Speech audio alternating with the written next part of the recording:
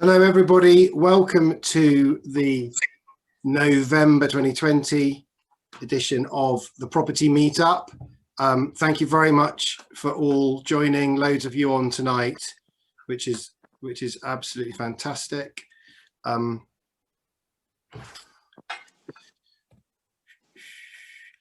Gonna kick straight off now, we've got lots of people on. Why are you here? Hopefully you will learn something this evening. And between us, I encourage everybody to share their ideas and what you've got to say. Our main speaker this evening is fantastic and has got lots to add. And as ever, our short speaker slots are full of wisdom too. I hope you'll be inspired and motivated by all sorts of different things this evening. Property really is a community.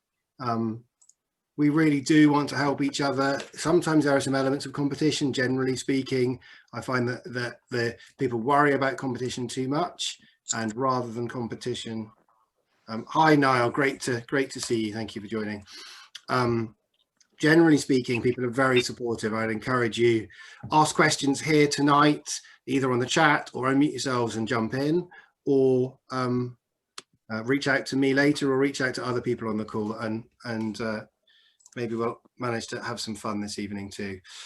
What's happening this evening? So we're going to start off with the awesome Karen Murray provide some smart business advice from her Smart Business podcast. Next up, we have the ever eloquent Paul Sams from Dutton Gregory, who will both amaze and amuse, no doubt. Guy Layman from Rockstone will tell us all about what we want to know about mortgage market. Every time I look, it changes. That's very frustrating. If you guys want a chance to say hello, then following that, I'll give you the opportunity to put your hand up and say who you are and where you're from and what you do. That's always very useful. That's a good point to grab a drink, take a comfort break. And then we'll get into the main event for the evening. Emma Stubbings. Emma and I have been friends for years. I've always been very impressed with what she does. Incredible investor, incredible ethical mindset, really cares about her customers. And I think we've all got a lot to learn in lots of different ways. I just need to keep letting people in. Excuse me. I'm going to keep inviting Clive. Brilliant, Clive's joining. Oh, and Zoom user is joining. Thank you very much for sharing so much with us. Okay, I'm going to keep pushing forward.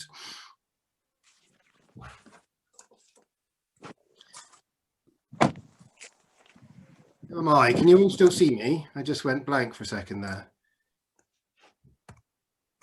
Can someone just nod or say hello or something? My screen just went blank for 2 seconds. Yeah, we can still hear you. It's all good. Good, thank you. Who am I? I'm Rob King.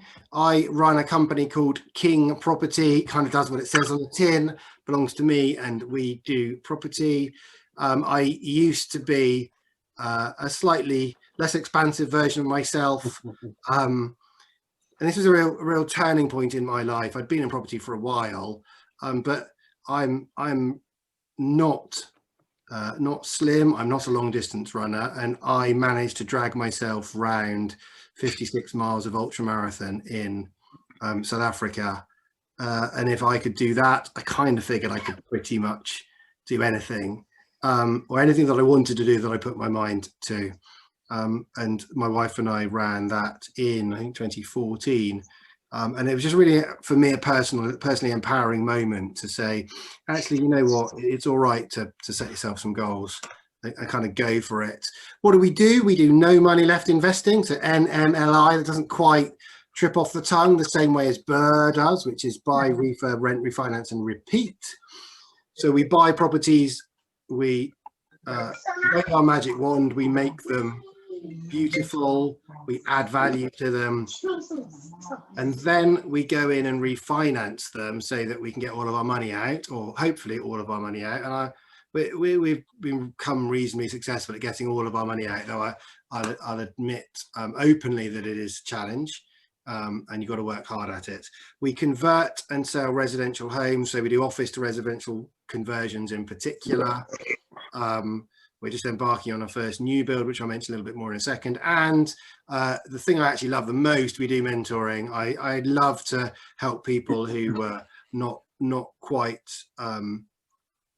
who are at an earlier stage, or who are not quite making the progress, or want to step out of their jobs, or want to just accelerate their learning and do more, make better choices. I've got everything wrong under the sun pretty much that I can think of, and if I can stop one person from making one of my mistakes so you can make all your own, then my job done for me.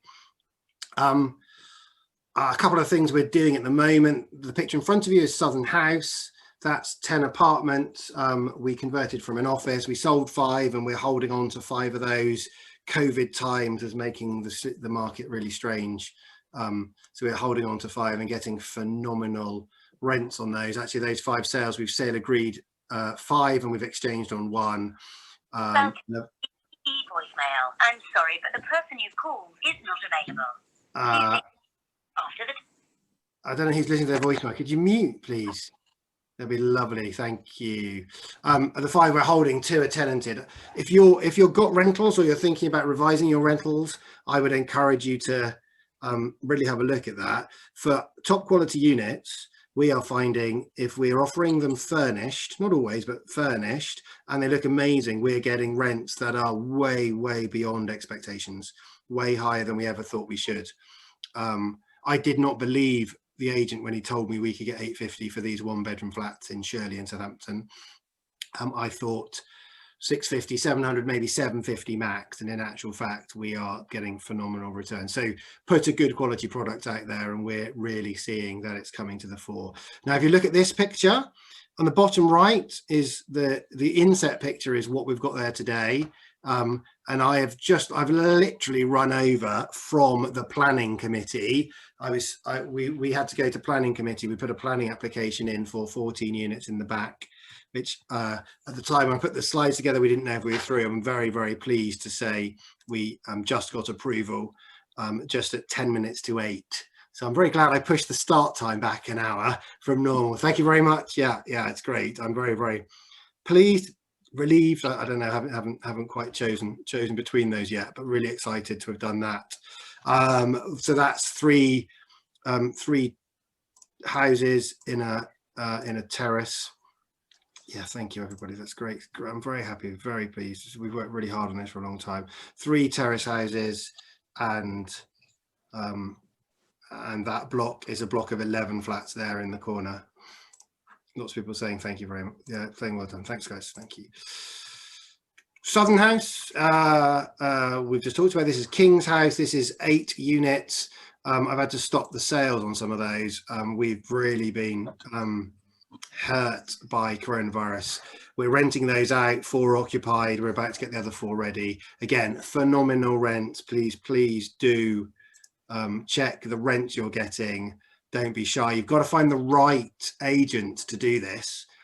If we'd have gone to any of our normal agents, who we love and who we think are great, we would have been told, yeah, 650, 750 max. In actual fact, we're getting 850 on these 2, which I'm very pleased about. It's really putting a positive shine on an otherwise really difficult year. So 4 of those tenanted at 850, and we're working on getting the others going.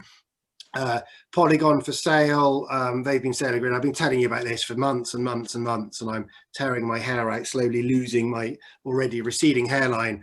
Completed on 2 sales now, and the 3rd is imminent. So I can avoid bankruptcy for another month, which is lovely.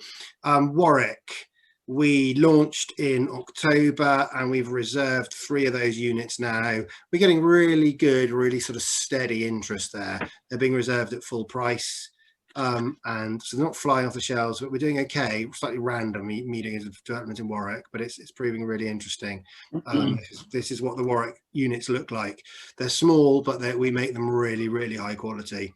Loving Warwick and Leamington, loving it more. The more I go to the location, the more I learn about it, the better it's looking.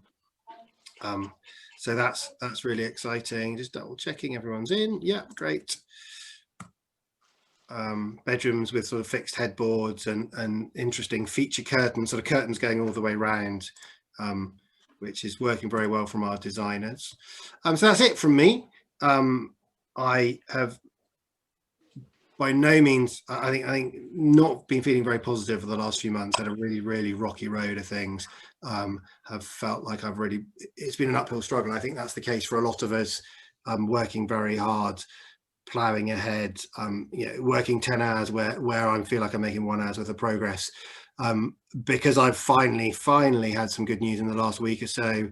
I think that uphill struggle is starting to lift, and I'm certainly feeling rather more positive about things than I have been, and a number of people on this call who you know who you are, and I'm very grateful for your help and support throughout that. I'm gonna move straight on to let some other people share the microphone. First up, we have the always engaging, always interesting. Every time Karen speaks, every time I listen to Karen's podcast, I always learn something. It's listening to podcasts in particular, really valuable way to learn. And Karen is right at the top of my list. Karen, would you like to say hello? Hello, and thank you, Rob. That's really kind of you. I do really love doing the podcast and the podcast. Karen, before you carry on, I'm really sorry to interrupt. I'm just going to mute everybody, and then please, Karen, unmute yourself. Sure. And then if you wouldn't mind starting again, because I want to make sure everyone gets everything you're saying. Okay, go ahead, unmute yourself, Karen, and then we can have another go. Okay, brilliant. So the point of the Smart Business podcast really was because I wanted to have something that focused on solo business owners, and so many property developers are solo business owners. So Rob asked if I would share some stuff each month here for you that kind of comes straight out of the podcast. And the SMART aspect of the podcast is an acronym to help you as a solo business owner to think about how you're working and operating in your business. So it's an acronym. It's a bit of a muddled acronym, but it kind of popped out one day and we've stuck with it. So it's to show up, to be methodical, to take action, to be relationship focused, and to stay teachable. And when you're doing those things in your business, that really means that you are truly working smarter rather than working harder. And one of the areas where we really need to show up and be methodical and take action in our businesses is in marketing. And it's funny when I talk to property developers how, because your final product is usually marketed by an estate agent, you forget the aspect of marketing that's really needed, which is the marketing of you, because you're always looking for either opportunities or investors. And so it's really important that you don't lose focus on the marketing. And when I was struggling in my business sort of 5 years ago, somebody said to me, 100 people want to work with you, but they don't know you exist yet. And although you may not be looking for or wanting 100 investors or 100 opportunities, maybe you do, one of the things you've got to remember is that people don't know that you exist yet. And so marketing is a really key area of your business where you need to start working smart. And over the years that I've been coaching solo business owners and some property developers, there are 3 other things that go along with that 100 people want to work with you. The first is they don't know you exist yet. So you need to do more to raise awareness of the existence of what you're doing and how you work.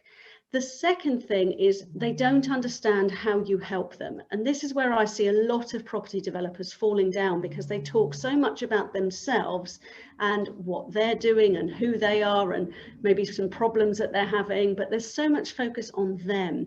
There's not enough focus on the opportunity or the help that you give to investors or people bringing you with opportunities.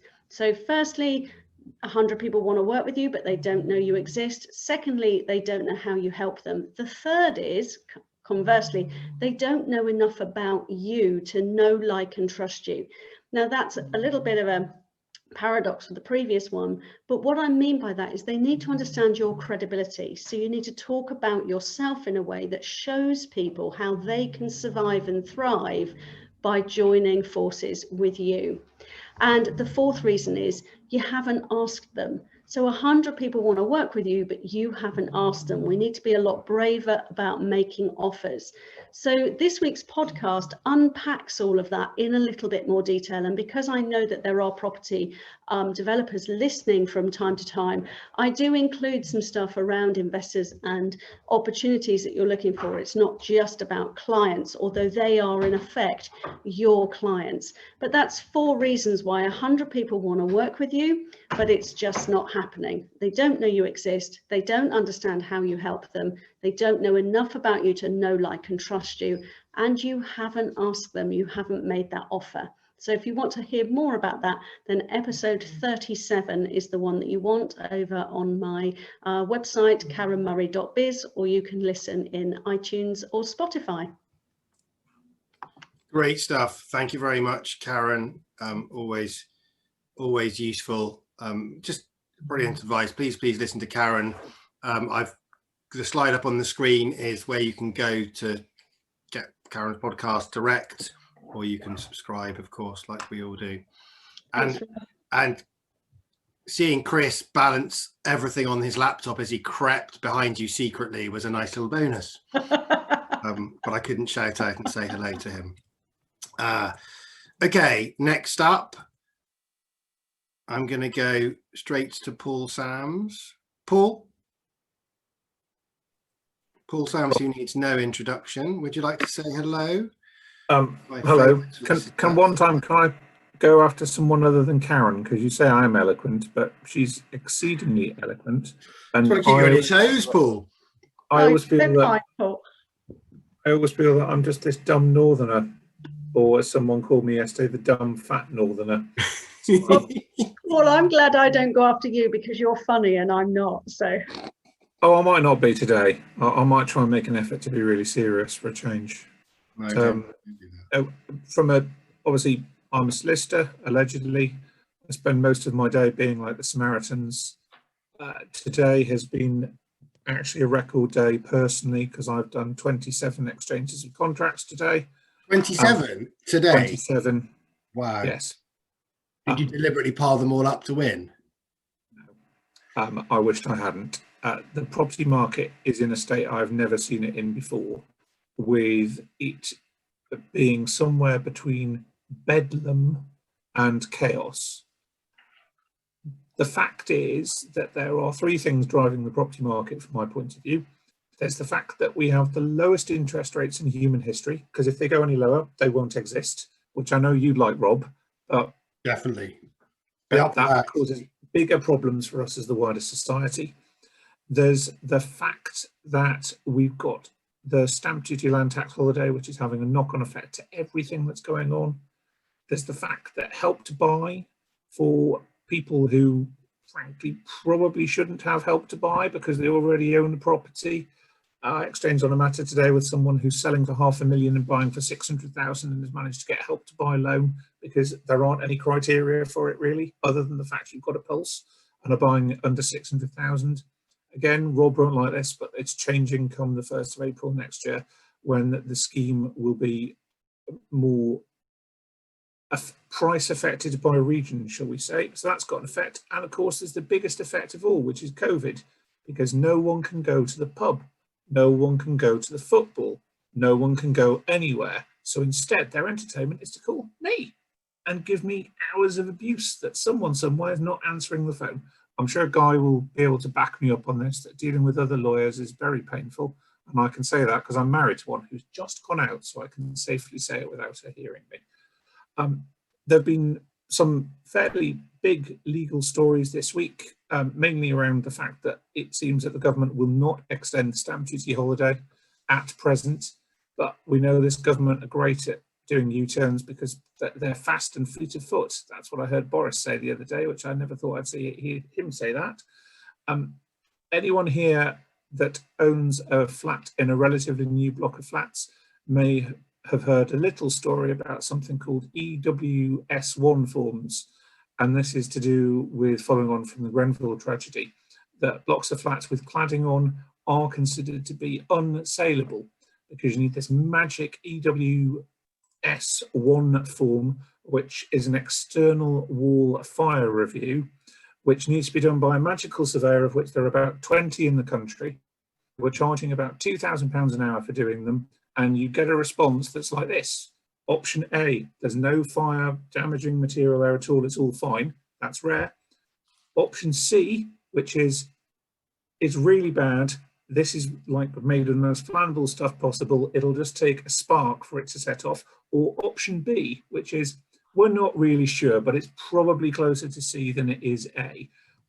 B and C are the worst possible responses.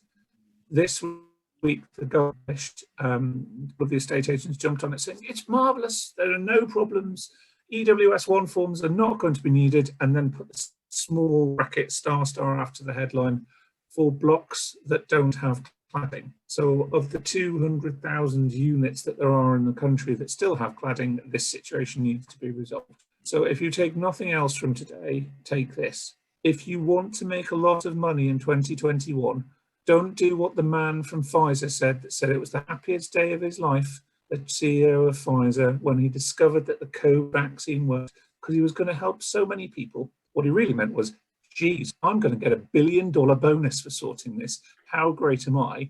Next year, become one of the trained surveyors that Boris is promising will sort out the EWS1 problem, because you'll have 200,000 properties to look at, and there'll only be 2,000 of you. And at £1,000 an hour, you'll do quite well for a short period of time. So I shall now shut up. Hopefully I haven't been too funny. Become an EWS1 surveyor. Yes, that's my top tip. Either that or an armed robber, because there's less chance of going to prison than there is being a solicitor. Trust me.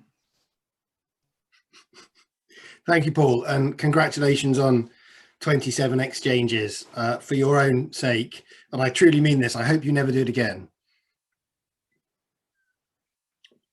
Great stuff. Thank you very much, Paul. Yeah, a really interesting insight and a really weird world we're in today. Please be careful with what you're buying and selling and doing. It's a strange environment like that at the moment. I will just share Paul's details on the screen here. Paul's from Dutton Gregory. He's a conveyancing solicitor. If you want any advice or want someone to act for you, then please reach out to Paul. Next up, to hear all about the mortgage market, we have Guy Layman from Rockstone. Hello, Rob. Hi, Guy. Hello, all. Hi. Yeah, I'm Guy Layman. I run a company called Rockstone. We do mortgages as well as various other things, pensions, investments, and insurance.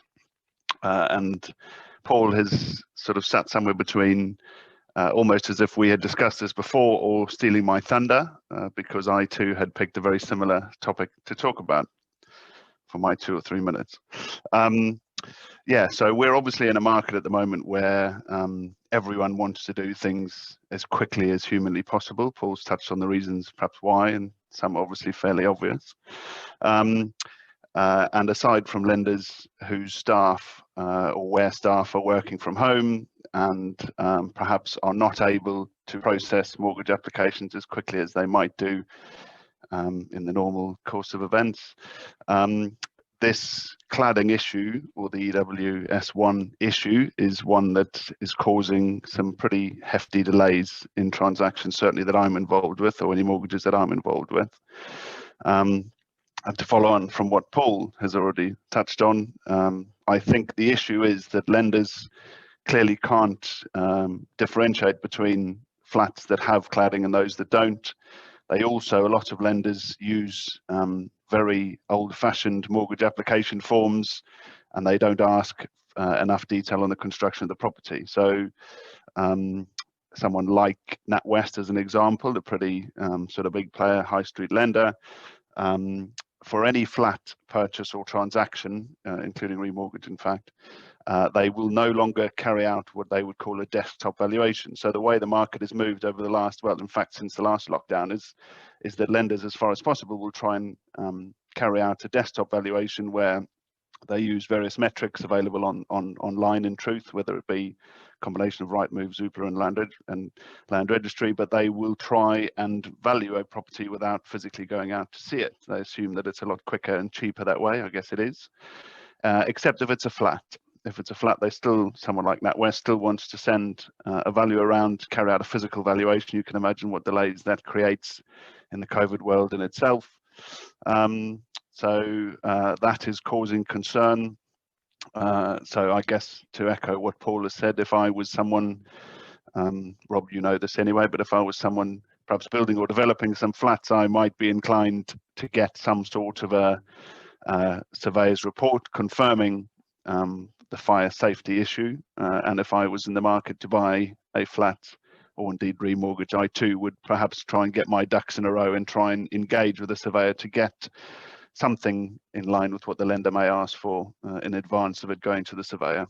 Because as Paul has said, if it gets to the surveyor's desk, the likelihood is he or she is not going to understand fully how to address the concern. And if someone is looking to get a transaction before the stamp duty holiday ends, then I would suggest it's going to need some more prep in advance. The other point, just following on, which is less important perhaps to some, NatWest has been my example. I'll carry on with them for now. They have introduced a range of mortgages they call green mortgages, only available to properties with an EPC, an energy performance certificate of an A or a B. And the example I had a client who was buying a lovely property. I looked online, obviously, as I do, always cast my eye over it to make sure the construction is sound, which happened to fall in a category C. The buyer had no intention or expectation, didn't review the EPC, as I'm sure a lot of us don't when we buy a property. Then we spent 2 days querying why the NatWest product that I was looking to recommend wasn't available to them before we'd come full circle to realize why. So another sort of less important point in the context of valuations, we are starting to see lenders incentivize different products for different types of properties. So again, if I was sort of developing some flats at the moment, I might be inclined to try and install some energy performance measures to ensure that the EPC was an A or a B.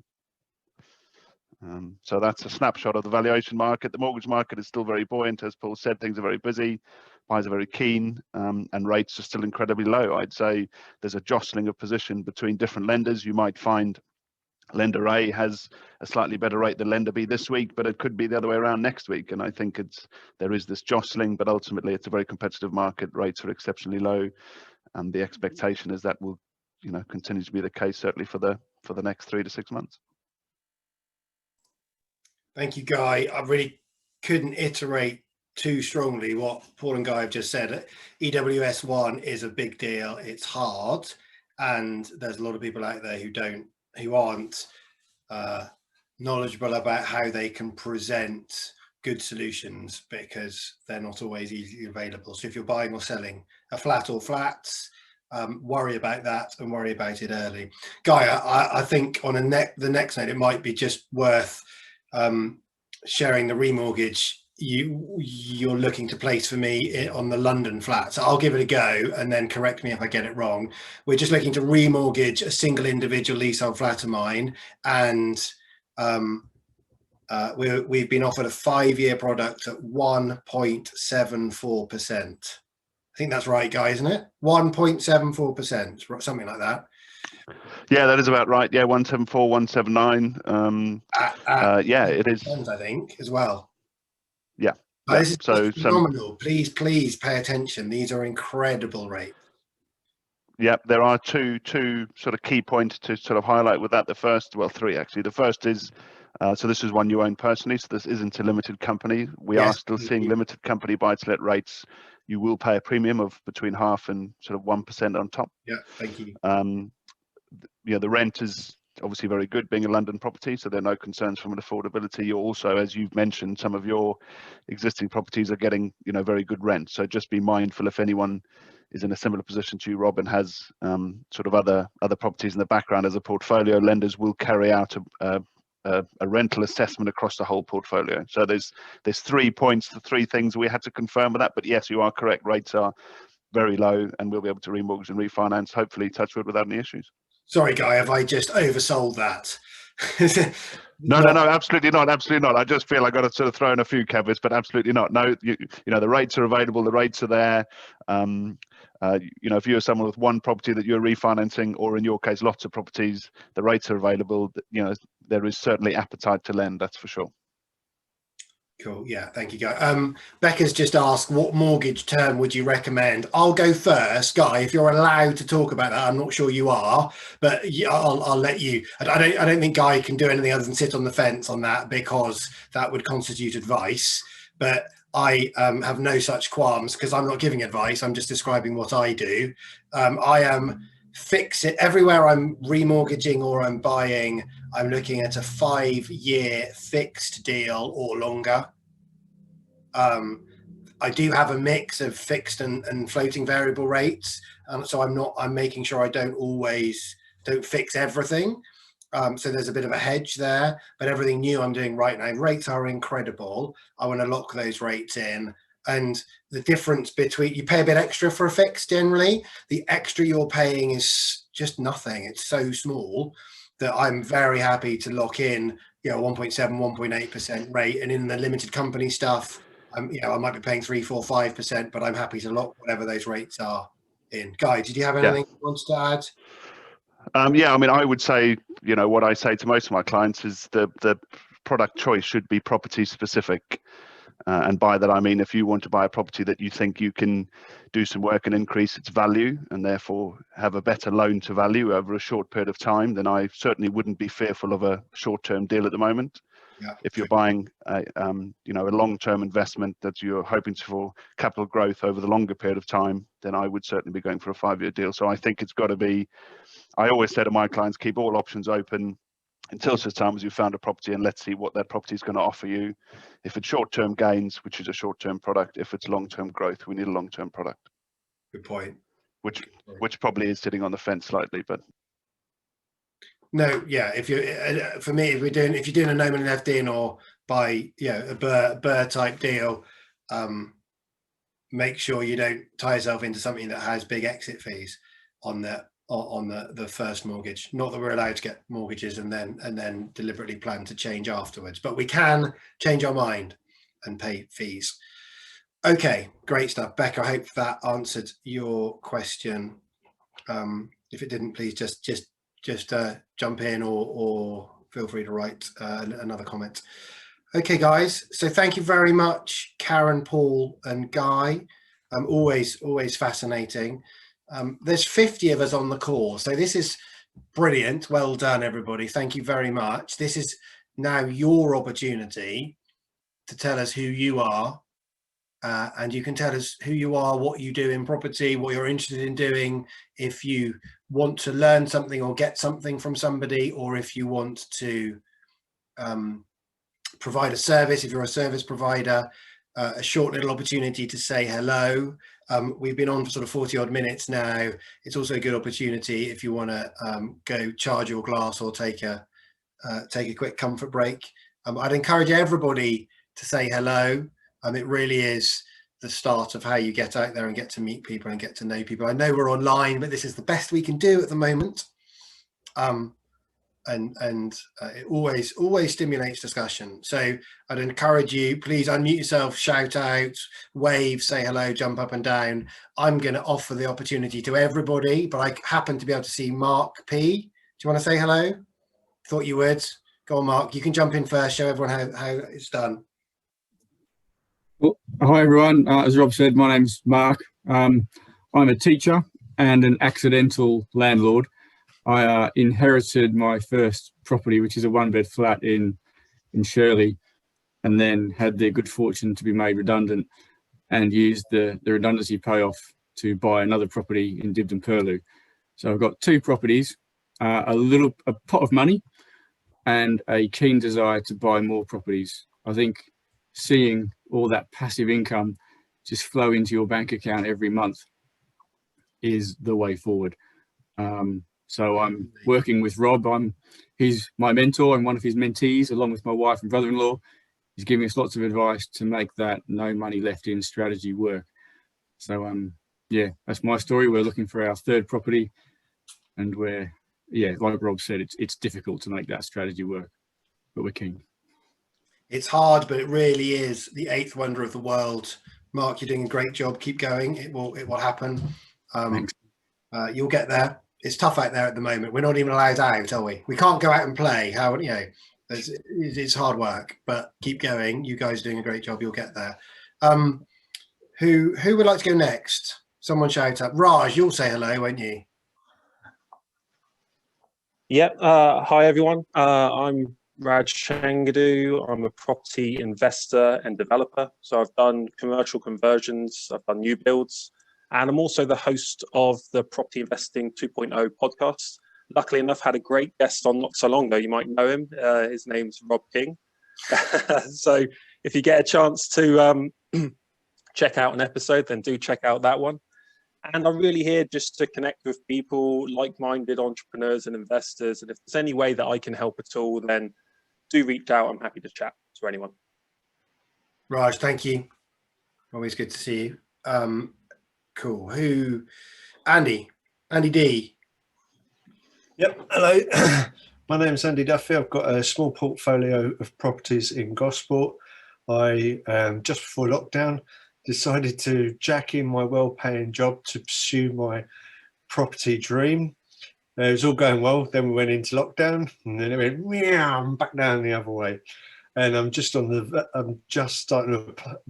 applying for jobs now, and I've just had an interview, which I'm probably going to accept. It feels a little bit self-defeating. However, it's a means to an end. I'm currently working towards getting my second rent-to-rent HMO in Southampton, and I'm very, very keen to pick up my 36 rooms, which is my first financial goal. That's all about me, but one more about this group. Anybody here, feel free to drop Rob a line, because Rob will help anybody who asks. I recently had a problem that I couldn't solve.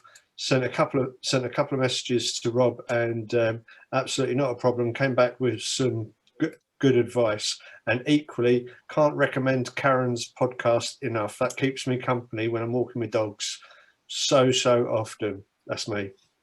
Andy, thank you for the kind words. You're always welcome. And yeah, literally, if anybody does want to talk or has a question or anything, please feel free to reach out.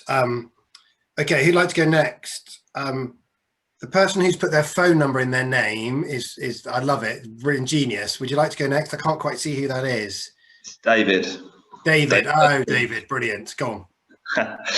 So I'm David Edwards. So I am a compliant property sourcer, and I also offer project management for refurbishments in and around Southampton, Eastleigh and Winchester.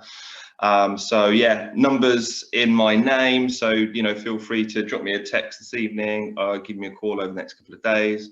I'll also drop in my LinkedIn profile, as I'm starting to become a bit more active on LinkedIn. So any of your sourcing needs, I work with a number of investors to source bespokely for them. So I'll get to know you, get to know your requirements, and get to find you something. Are you location specific in any way at all, or does that depend on the person you're working with? So it's only in and around Southampton, Eastleigh, Winchester, Hedge End. I'm Chandler's based myself, and to be honest, I don't want to have to drive more than 20 minutes. Really, I'm not going to pretend to do everywhere else, because I wouldn't be as good as what I can be here. Brilliant, great stuff. Thank you, David. Thank you, Rob. Excellent. Who would like to go next? We must have plenty more. Jump in, Rob. Hi, Ryan.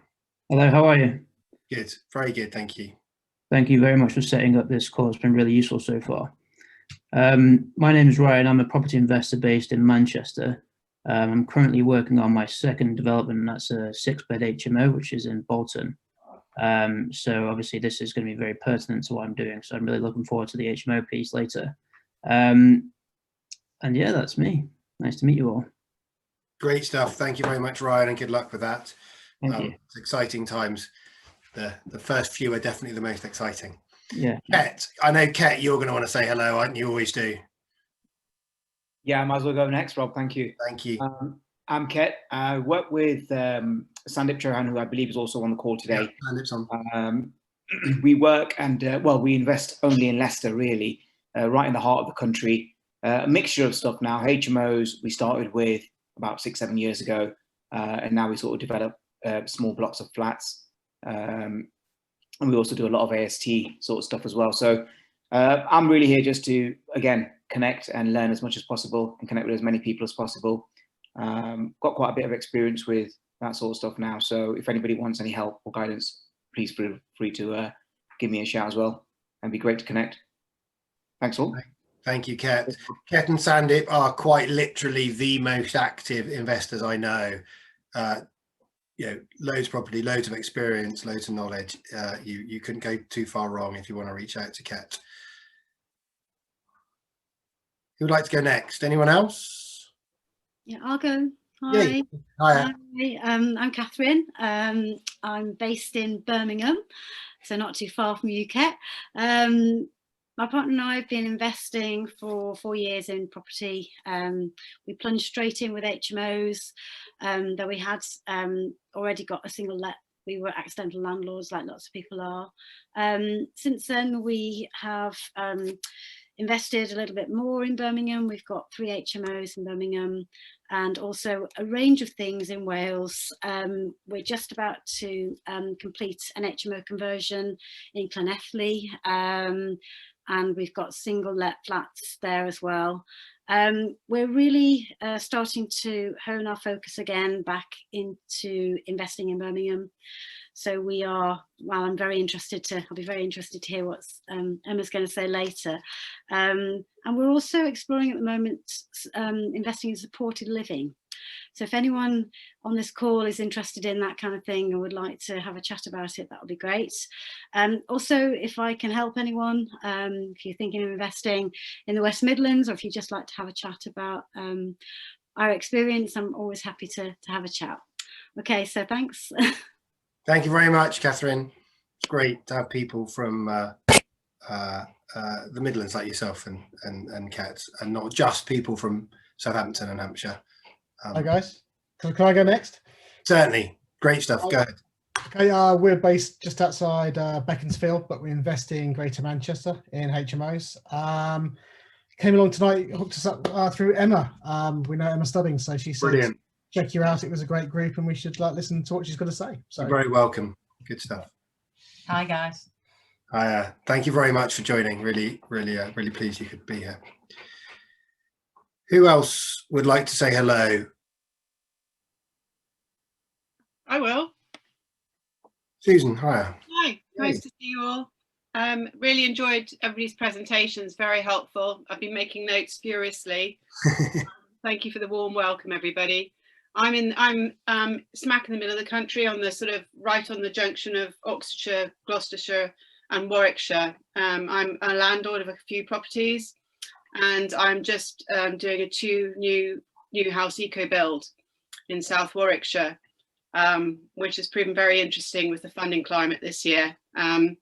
But we're on site on Friday for the first day, at completely the wrong time of year, I know, but the great thing is there's sort of 2 exit strategies to these properties, both successfully sell and to hold them. And I'm was really heartened by what Rob was saying about hold strategies. I'm very interested in pursuing hold strategies. My particular passions are eco and green builds. So I have a lot of firms that I work with, I'm aware of, that can provide very good new build solutions, from modular to carbon neutral to very green, and all the technologies that can go into those properties. So I've got a really good bunch of contacts now if anybody's interested. My background was that I was for 6 years I found finances for businesses to grow.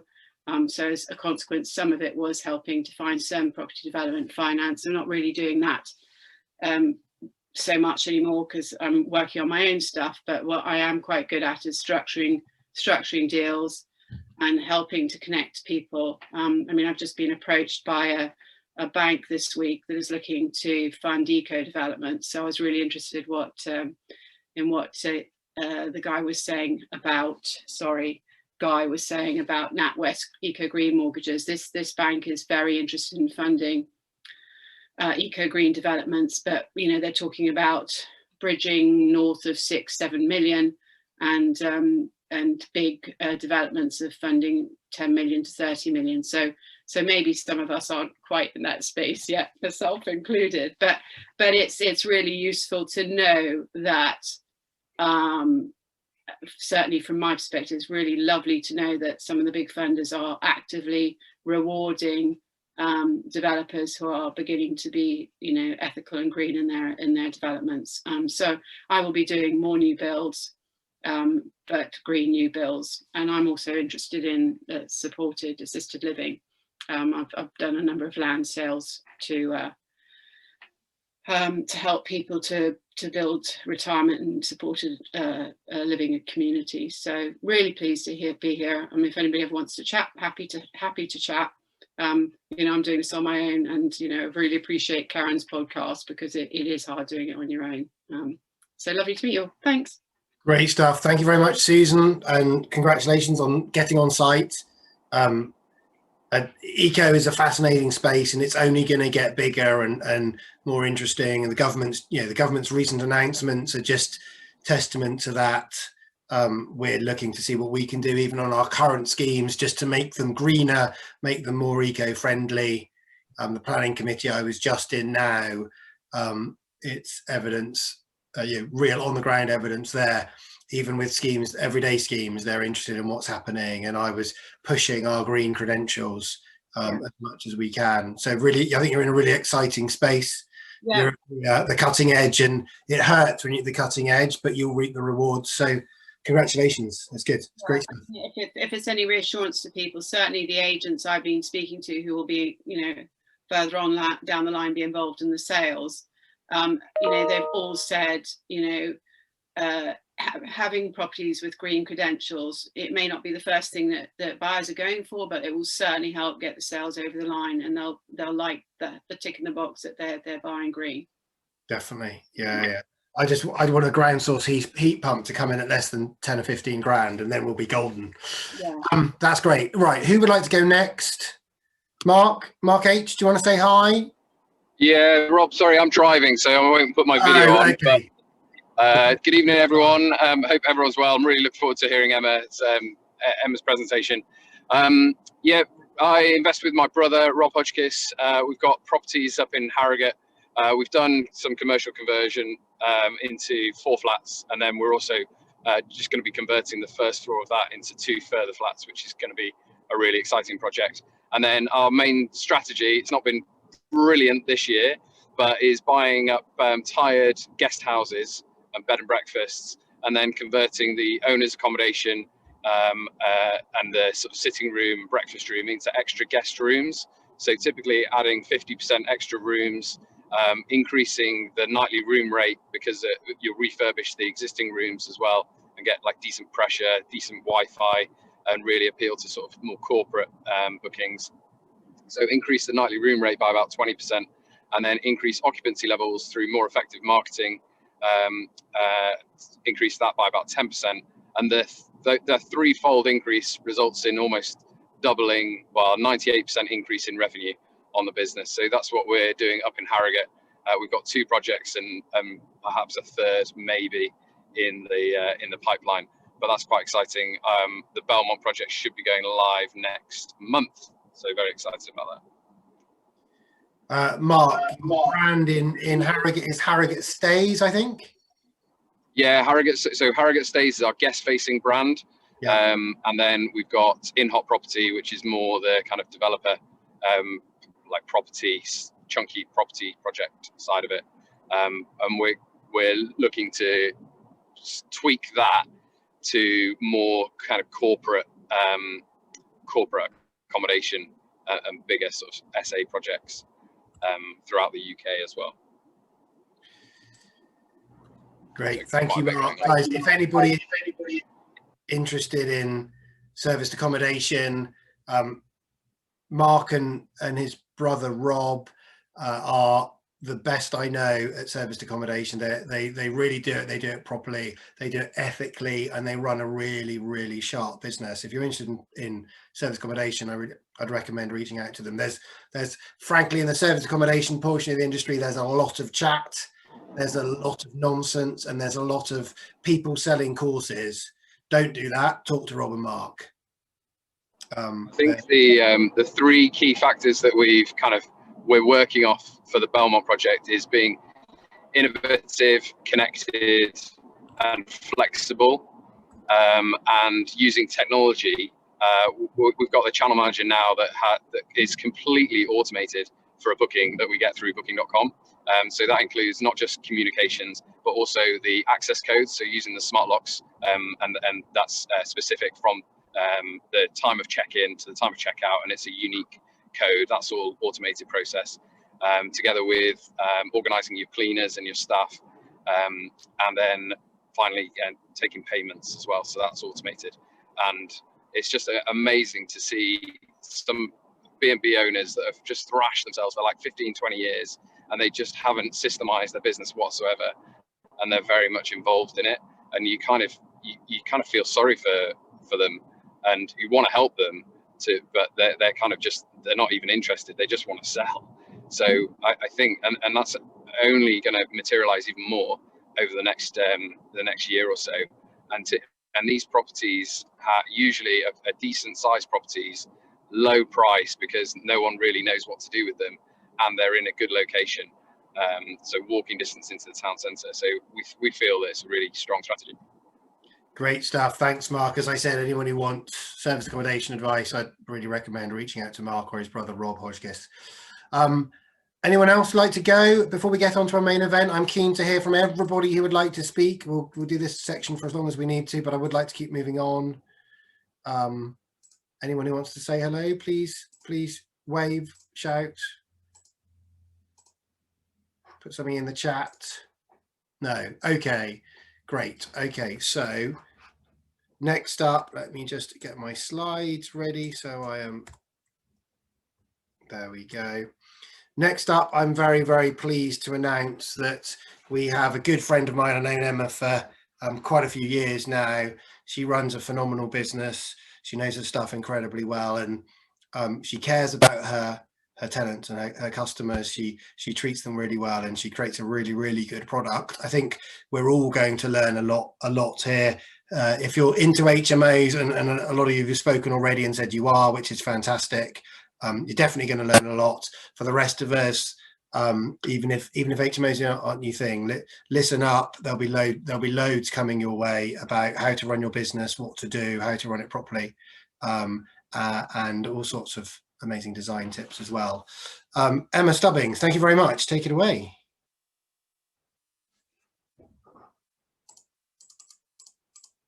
Short little pause while we wait for Emma to unmute herself. First lesson on Zoom, unmute yourself. I'll start again. Hi Rob, hi everyone, really great to be here. Thanks so much for inviting me. So I thought I'd start off tonight. Do you want to put up one of my slides, Rob? Actually? Yeah, I just wanted you to say hello first. There we go. Hopefully we can all see that now. So I thought I'd start off tonight. I'm going to be talking a little bit about my background for those of you that don't know me. I'm going to talk about how I got into property, and then I'll talk to you about my main passion, HMOs. And hopefully tonight you'll take something away, whether you've got no HMOs, 1 or 2 HMOs, or whether you've got a large portfolio. I'm going to talk for about half an hour, and then at the end there'll be plenty of time for questions, so please feel free to fire away at the end. So who am I? I am a full-time property investor developer. I've been full-time in property now for about the last 8 years, and prior to that I was in the corporate world for about 17 years in London, which I'll talk about in more detail in a minute. Rob, can you just move on to the next slide? Thanks. And as you can see here, this is kind of my main reason why, my lovely family. And second photo there is my second reason why. I love to have time to play golf and also to spend lots of time in the sun, because I am a mad sun worshipper. So I often get asked how I started in property. I I guess for me, I left university, really didn't have a clue what I wanted to do, and ended up in the corporate world in London. I worked for really big companies and ran teams. It was great. Worked in recruitment, which was kind of quite a fast-paced sales environment, but I loved it. I got lots of experience in business, and it also funded me very well at the time. I was earning a good salary, so it gave me the opportunity to buy my first property. And at the time, I bought my flat that I lived in London. And then I became a landlord when I moved across with my job to Sydney. I went to live in Australia for 5 years. So I rented my property out, and this was really my first experience of becoming a landlord. When I came back, I was still in the corporate world, still really enjoying it. And it was only really after the birth of my daughter that I started to think about there needs to be more to life than the corporate world. By this stage, I think once you've got a young baby, I was living in Cambridge and commuting into London, and I started to find it really stressful. I think it was quite a pressurised environment to work in as well. The economy was quite tough, and I was having to do lots of things at work that I didn't particularly enjoy, like making people redundant, and just lots of kind of stress, really. So at the time, I think one of my friends recommended to me that I read Rich Dad, Poor Dad, which I read, loved the book, lots of takeaways, and I thought, right, I'm going to buy my first property. So I didn't really know that much about property, but I did a tiny bit of kind of research on yields, on kind of Rightmove, and I decided to buy a ready-made HMO student property in Manchester. And the reason I bought that was because I've been a student there myself, so I thought I knew how the market worked. So I bought this property and seemed to run it okay, but I think it's only when you start running an HMO that you realise what you don't know. It was also at this time that I went through, unfortunately, kind of a massive life-changing moment. This was back in 2012 when, unfortunately, I lost my brother unexpectedly. And I think when something like that happens to you, you really start questioning absolutely everything in your life. And I realised that what was actually important to me in my life was my family, spending time with them and spending quality time, but also living life on my terms and doing the things in life that I wanted to do. I think it makes you realise how short life is and that you just don't know what's around the corner. So I thought, right, I need to really transform my life. I was spending so much time at work. And it was at that point, having read Rich Dad, Poor Dad, that I decided that I would do some property training, really learn about property. I got myself a mentor, and I decided, right, I'm on a mission to get out of my job. So I did the training. Unfortunately, I couldn't just quit my role because I needed the money. I was on a good salary. But I decided that probably the best strategy for me in order to get out of the corporate world the quickest was going to be HMOs. I was taught on my course that, you know, if you do HMOs well, you can probably make between 1,500 and 2,000 per property. So I managed to negotiate with work, going down to 4 days a week. And on the 5th day, because I was living in Cambridge, I would drive up to Manchester, get up at like 4 or 5 o'clock in the morning, drive up, look at kind of rundown derelict properties. Picture here is the kind of thing that I would look at, make offers and convert them into HMOs. And I did this for 18 months, really going at it. And within 18 months, I'd managed to convert enough HMOs that I had enough to replace my salary. And at that point, I then decided to hand in my notice, which was one of the happiest days of my life, and managed to get out. So I carried on doing this in Manchester, but pretty quickly they brought in Article 4, which, for those of you that don't know, means that it's very difficult to convert a house into an HMO. So I thought that's going to be too hard now to scale it enough. So I went across to Liverpool. Liverpool is pretty close. The reason I wasn't doing this in Cambridge, where I live, is if anyone knows the Cambridge market, Cambridge is extremely expensive. You're looking at kind of London prices. Your average kind of terrace in Cambridge starts probably at about 450, 500,000, and I just didn't have that kind of cash in order to buy those properties. So I carried on doing HMOs in Liverpool, and I'll talk about some of the examples, some of the deals that I did a little bit later on in my presentation. But it was great, and as I say, I learned a lot while doing it. It was during this period as well that I came across a property in Cambridge where I live. I think I've got a picture of it actually on the next slide. Rob, if you could just move to the next slide. That's just some of the pictures of some of the kind of buildings that we were renovating. As you can see, we were stripping everything right back to brick, completely refiguring stuff and converting it into HMOs. So yeah, on the next slide, this property here on the left-hand side, the property above the co-op, is the first property that I managed to buy in Cambridge. It came on the market, and for Cambridge prices, it was actually on quite cheap.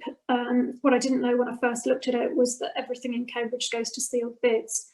However, I still managed to secure it for a decent price.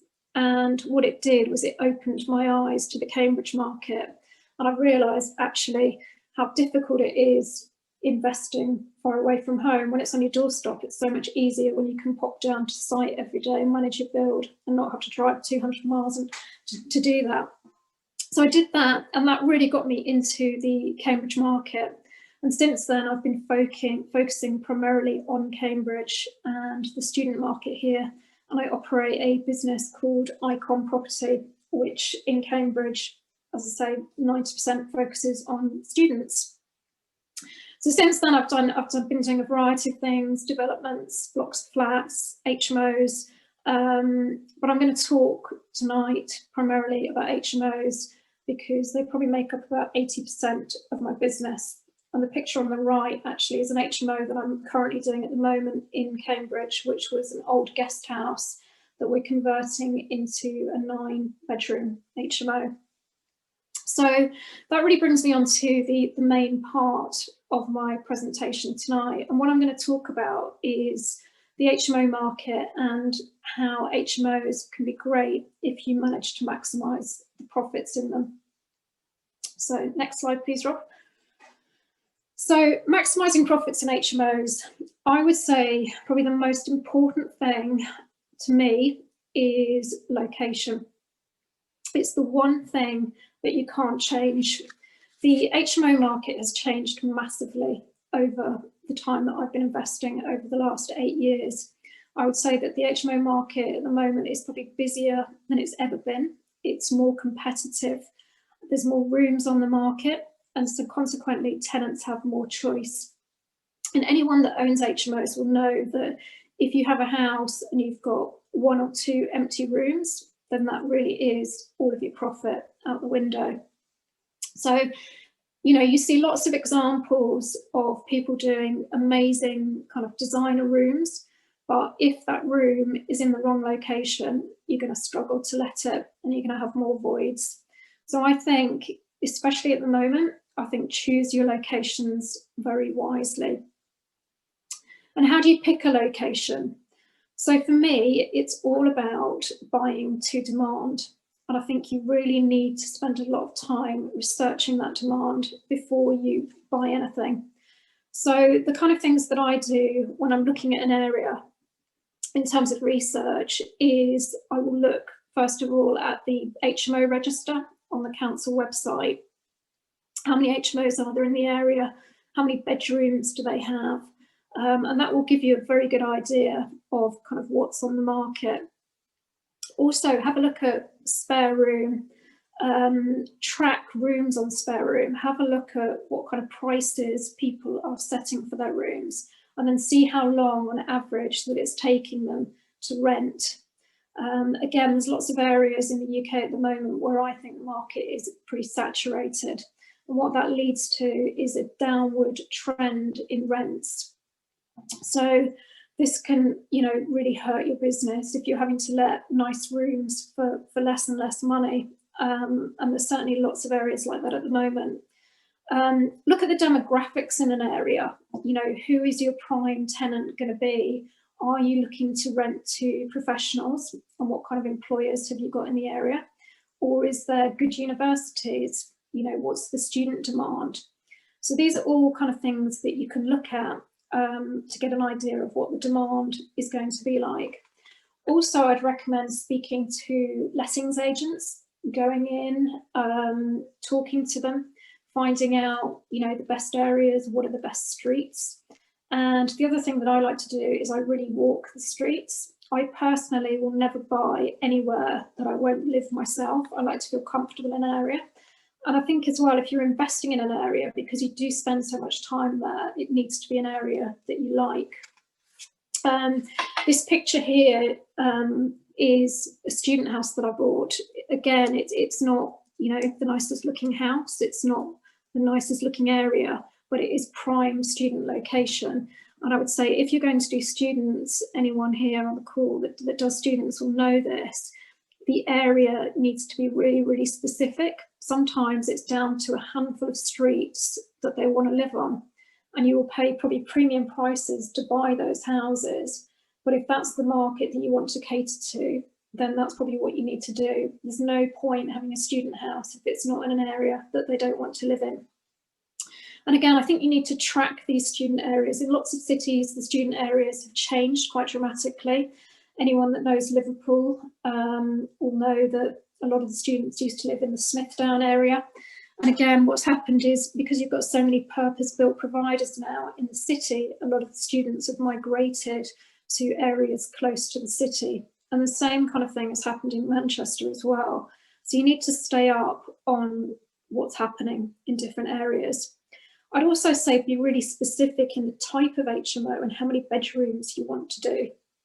You know, is there a demand for 4 beds? Is there an oversupply of 5 beds? This is all kind of things that you need to look at if you want to tap into the market. One of the things at the moment is obviously, you know, a lot of people do 4 beds to stay below licensing. So I would check to see whether there's an oversupply of 4 beds in the areas that you're looking at.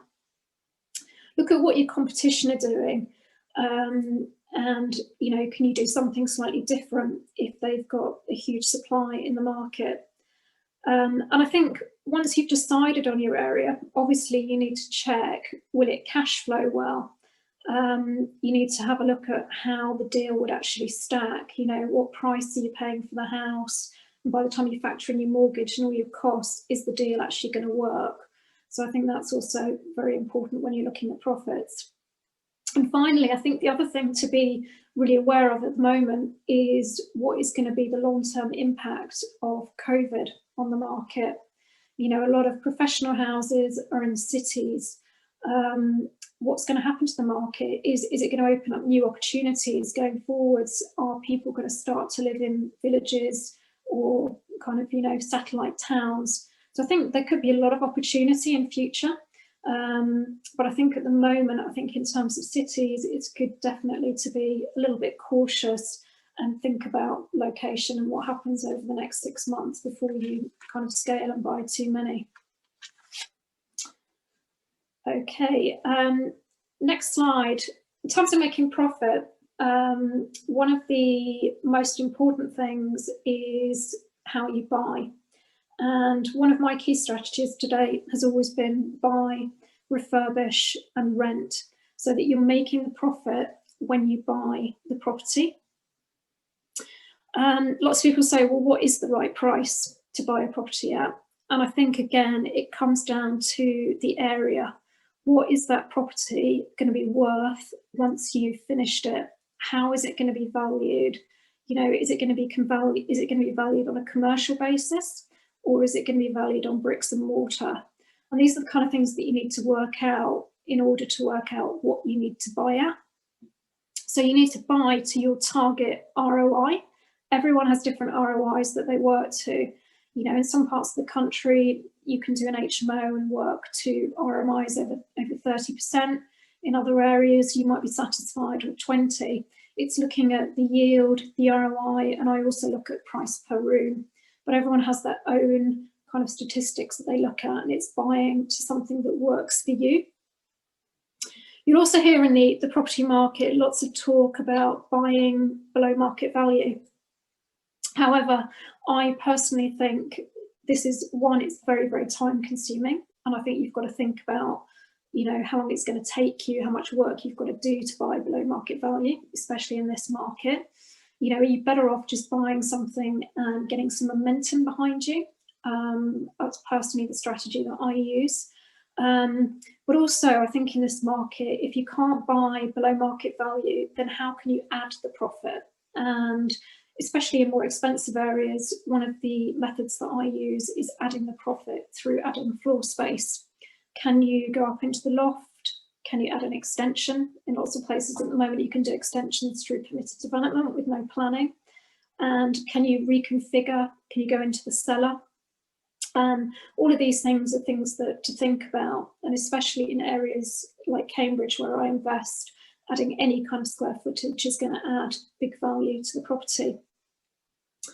Other thing that you need to think about here is the build cost.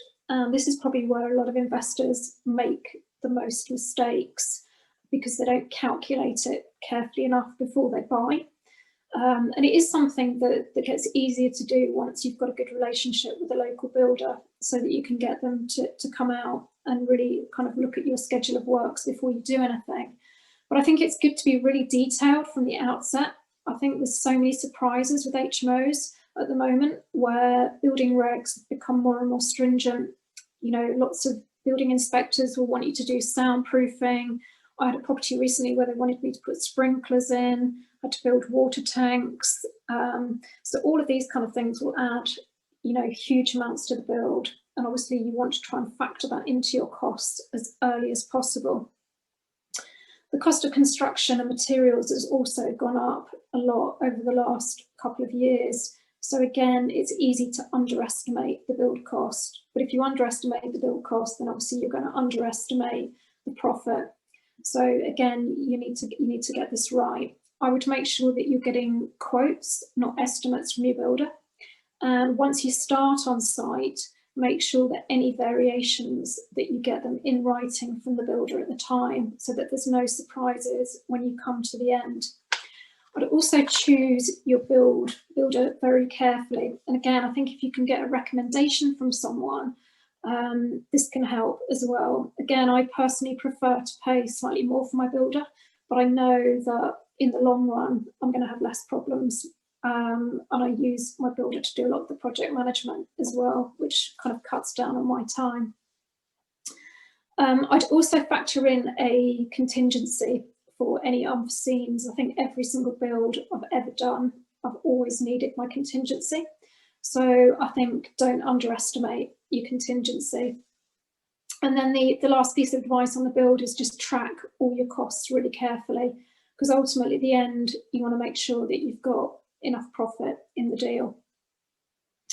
Finally, one other thing on adding value is, can you add value through planning? Can you change the use class? Obviously, if you're doing HMOs and you're changing from C3 to C4, you're adding some value.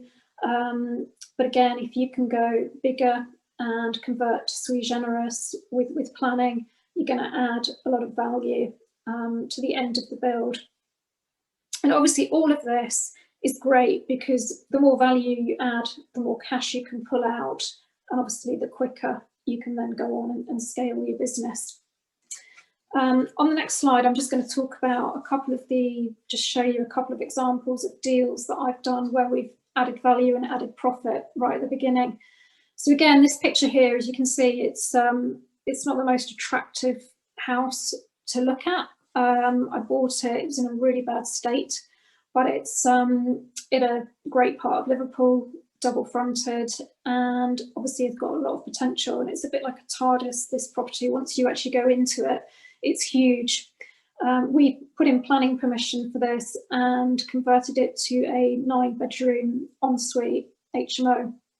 So this was the numbers here. We bought it for just over 178,000.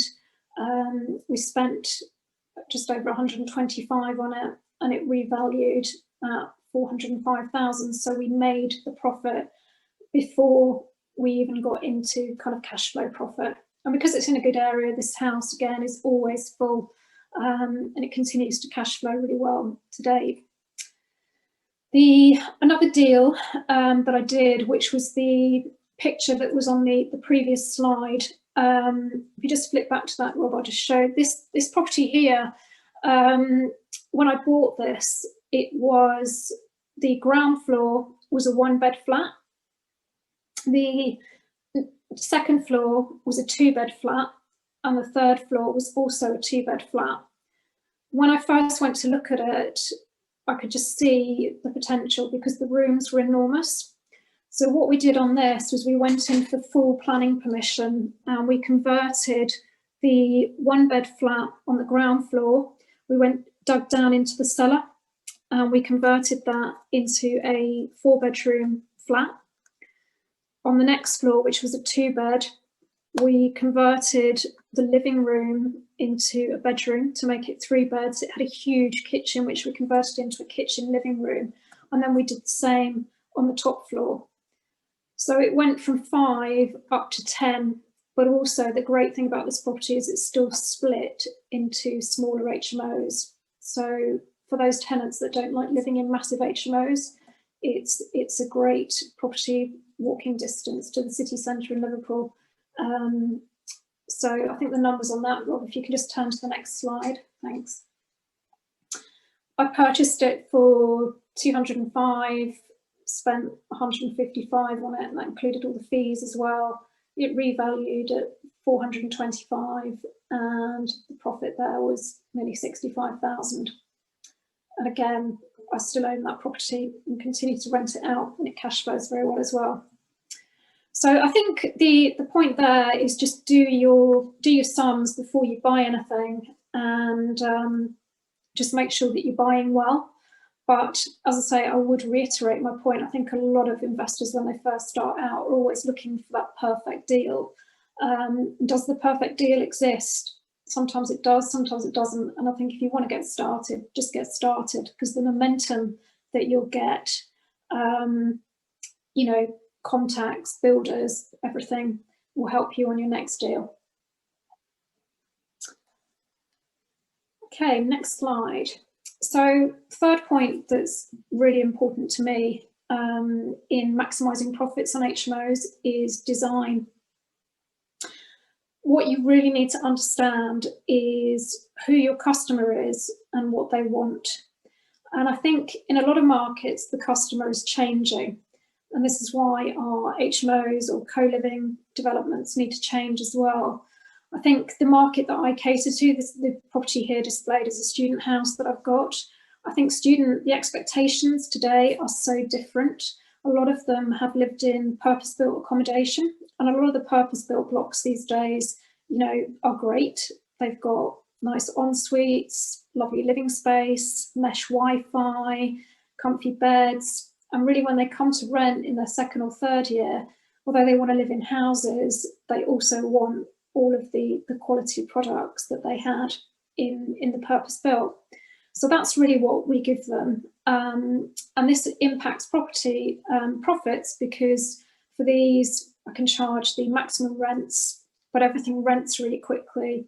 We have no voids, we have 100% occupancy on our student properties, and all of that leads to maximising the profits. So I think design is key. So I would say have a look at your target market and create an amazing product.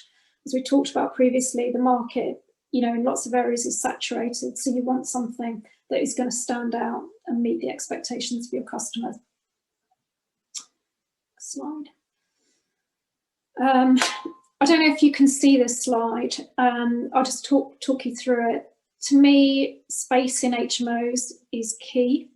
I think, again, a mistake that a lot of people make is they try and cram as many bedrooms in as possible. But I think tenants, again, have different expectations. They've got choice of properties, and they want, you know, to live in an environment where you can create a sense of community. So this property here was actually a 15-bedroom HMO. And with this, we made the decision to keep it as one building.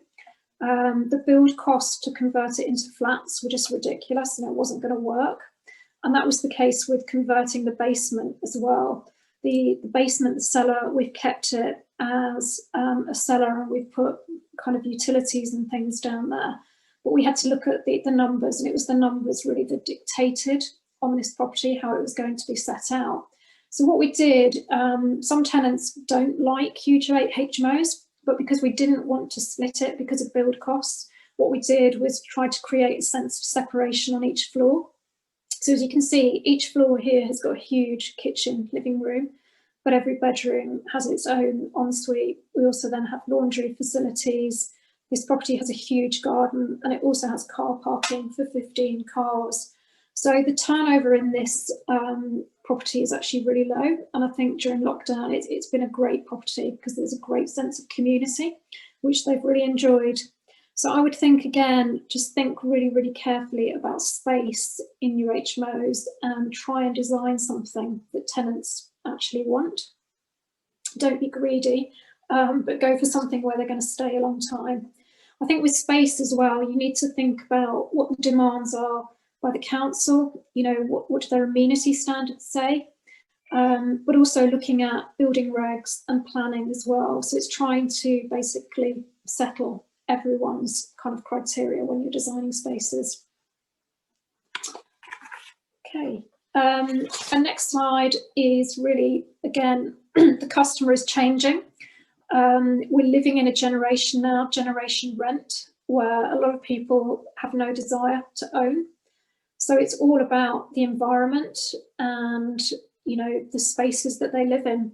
And this is what we've got to cater for. They want to buy an experience. They want to talk about that house that they lived in and have great memories of that house. And that's what, as HMO developers, we need to create for them. Okay, HMOs definitely are not a passive investment. As I've talked about previously, the market is changing. It's becoming more and more competitive. Tenants have choice, and we really need to run our investments like a business. We need to think about the service that we're providing to our tenants. You know, what kind of experience are they having when we're living in our properties? And it's not just when they're living there, it's from that first call when they reply to an advert. You know, what kind of experience are they getting? How quickly are you responding to them? What are your competitors doing? And what are you going to do to rent your rooms first?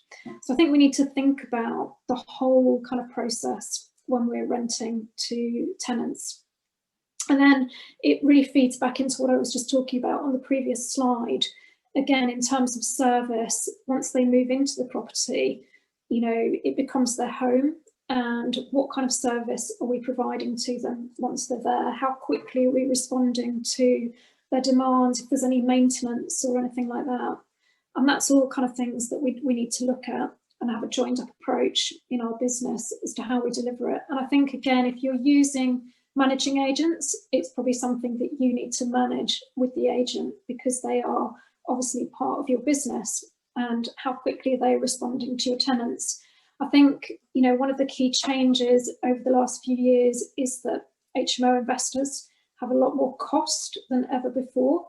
If you think about license fees and the fact that only 5 beds now are licensed, if you think about the tenant fee ban, you know, every time I have turnover in my Liverpool HMOs, it costs me £300 a room for a tenant turnover. And if I have 10 of those over the course of a year, then that's £3,000 before I've even done anything. So again, we want to look at how we can maximise the longevity of our tenants staying in our properties. And it is very much about, once you've got them there, keeping them happy. So we need to think about how we're delivering that. We also, in running a business, need to look at how we're measuring the performance of our business. What KPIs do you look at on a daily basis? And even if it's not you, again, how are you tracking your agents? What are your occupancy levels? I think one of the things, you know, that I've noticed is that even when you have a great agent, your occupancy level will average at about 85%, and you need to kind of factor that into your numbers, and that's a good one. So if you've got a bad one, obviously, you know, you need to manage that situation, otherwise your profit and all your hard work goes out the window. So the kind of KPIs that I look at on a regular basis is voids, rent collected, how much rent has been collected versus what we're owed, occupancy, and we run P&Ls on every single property on a monthly basis and really look at, you know, what properties are performing well, what aren't. And then I guess it's a question of what you do if you've got an underperforming property. You know, if it's constantly underperforming, what can you do to improve that performance? And if you can't improve it, then it may be that you need to get rid of it. Another massive cost that needs tight management in HMOs is utilities. I don't know how everyone here manages their utilities, but if you don't manage your utilities, your gas and your electricity, then again, a lot of profit can be lost. So we install Inspire home automation systems on all of our HMOs, which helps massively with the gas bills. We can track all of the usage, but it still takes systems and processes in terms of getting regular meter reads from tenants and making sure that we're tracking those on a monthly basis. So I know a lot of people use VAs for this, but however you do it, I would recommend doing it on a monthly basis and changing your tariffs regularly, looking at your suppliers, looking at how much you budget per head and what your spend actually is. I find on my big HMOs that gas and electricity can be kind of 21 to 25% of cost. So we need to manage that carefully and really budget per head. And again, if you've got agents managing your properties, you need to look at what's happening on a monthly basis. If your electric is spiking, I've got one house where the electric is always spiking, and you need to kind of work out what's causing that and manage it accordingly. I think, you know, a lot of landlords put fair usage clauses into their tenancy agreements, and that's something we do. I think it's very difficult to absolutely exercise properly, but it can be a deterrent, but it needs tracking. So utilities, manage those carefully. And I think the other thing that needs managing very carefully is maintenance. Anyone that has HMOs, I think when I first went into HMOs, I thought, oh, if I refurbish a property and take it back to brick, I'm never going to have any problems with it. Whereas anyone that's got HMOs will know that maintenance is just a constant cost, but you need to budget for it and track it. Look at it monthly, set yearly budgets, but I think also once you've got a portfolio, you also need to, I personally set 5 yearly budgets where we go back in and refurbish every 5 years on the professional HMOs and yearly on the student HMOs, because again, they do take quite a lot of wear and tear. And if you're trying to command premium rents, then you need to have a premium product as well. And I think if you're managing from afar as well, or you've got an agent managing your properties and you live a long way away, again, I would just make sure that you're visiting those properties fairly regularly yourself as well. Thing I've learned with working with agents is they will never ever pick up on the things that you do.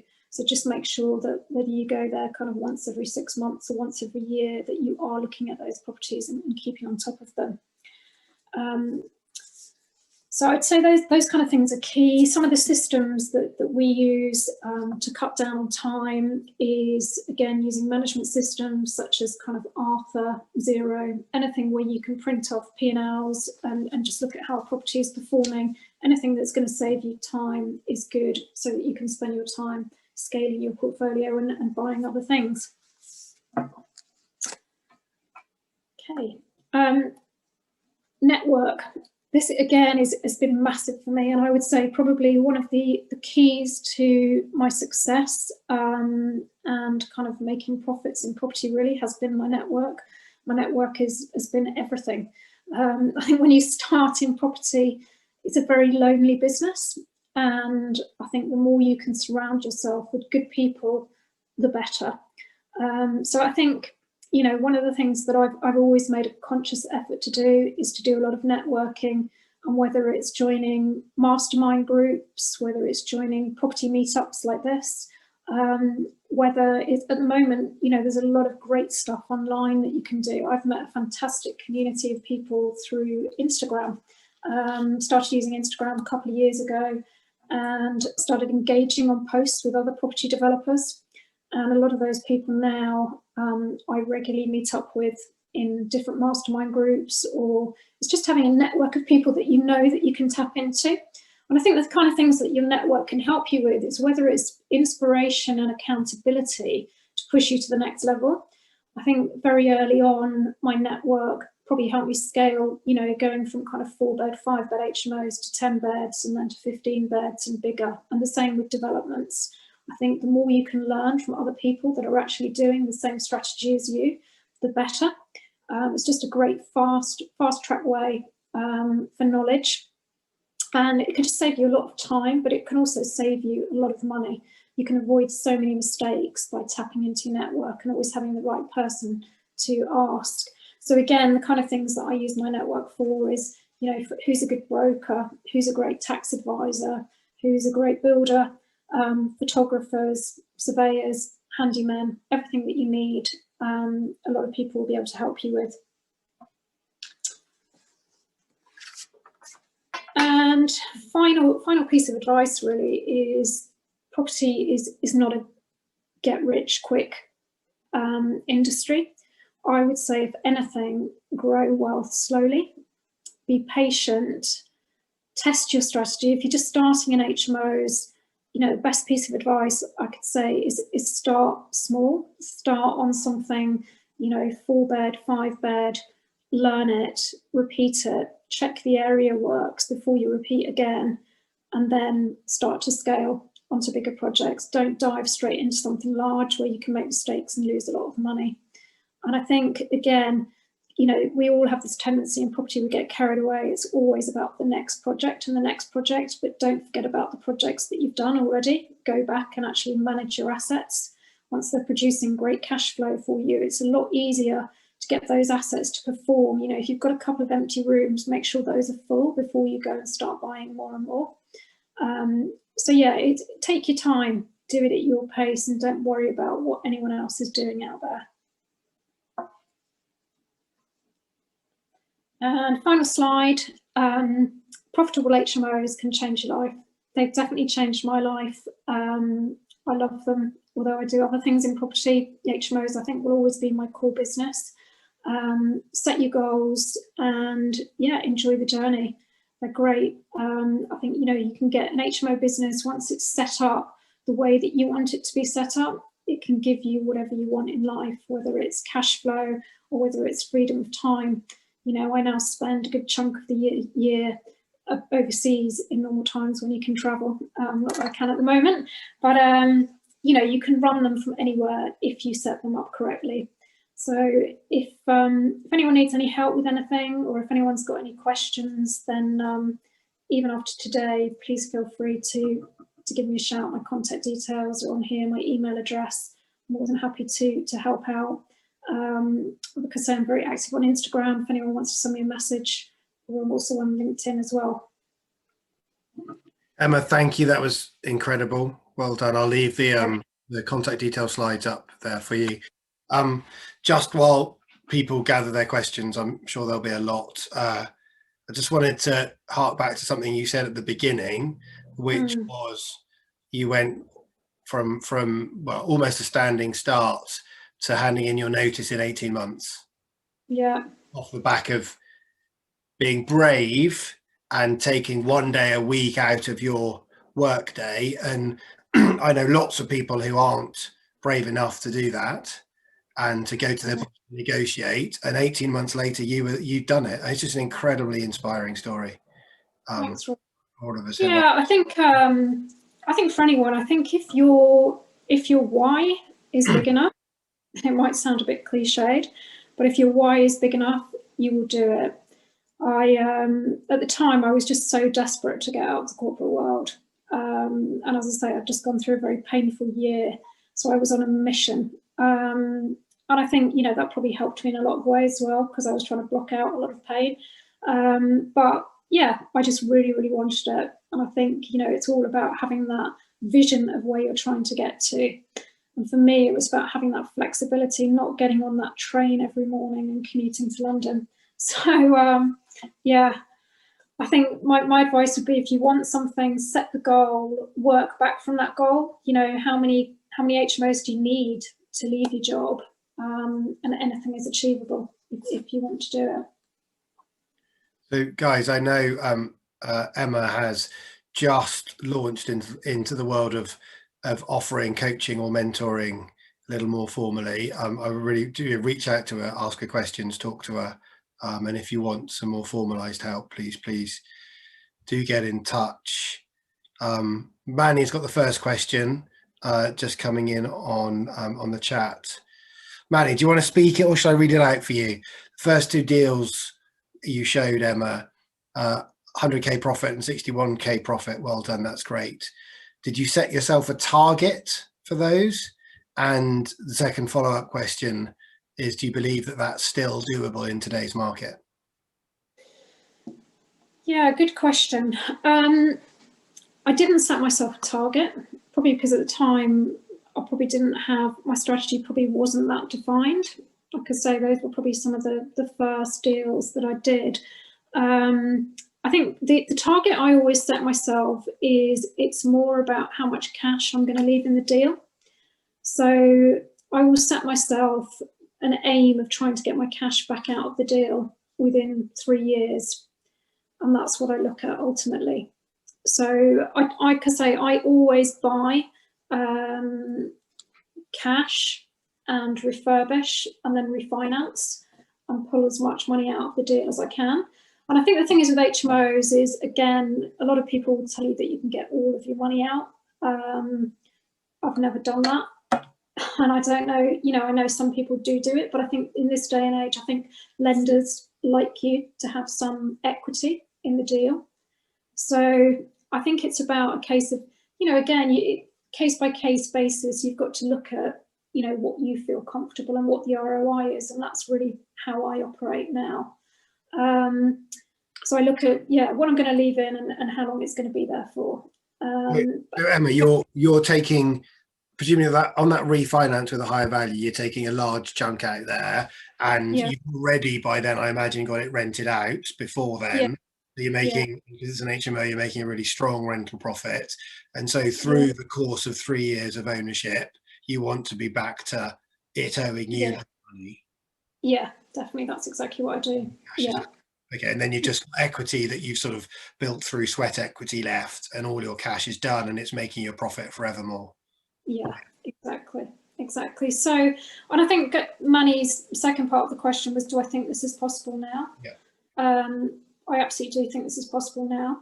Yeah, you've just got to find the right location. Like I say, you know, if you ask me, do I think you can get all your cash out now? Questionable.